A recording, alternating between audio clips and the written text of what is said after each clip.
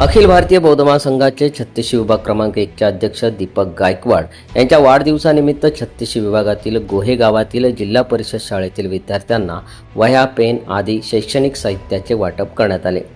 वाढदिवसाचा अनाठायी खर्च टाळून विद्यार्थ्यांच्या शैक्षणिक गरजांना हातभार लावण्याचा त्यांनी घेतलेला हा उपक्रम कौतुकास्पद ठरलाय।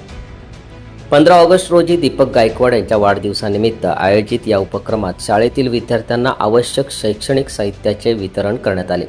विद्यार्थ्यांना शिक्षणासाठी प्रोत्साहन मिळावे तसेच आर्थिकदृष्ट्या गरजू विद्यार्थ्यांना शैक्षणिक साहित्याची मदत व्हावी या उद्देशाने हा उपक्रम राबवण्यात आला।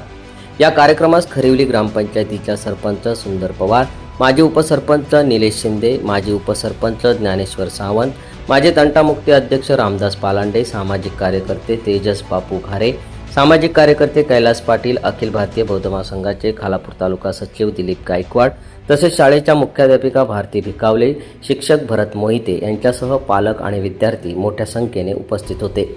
वाढदिवसाच्या निमित्ताने विद्यार्थ्यांच्या चेहऱ्यावर आनंद फुलवणारा आणि त्यांच्या शिक्षणाला प्रोत्साहन देणारा हा उपक्रम उपस्थितांनी कौतुकास्पद असल्याचे सांगितले। सम्राट मराठी लाईव्हसाठी ब्युरो रिपोर्ट, गोहे। तुम्ही पाहत आहात सम्राट मराठी लाईव्ह।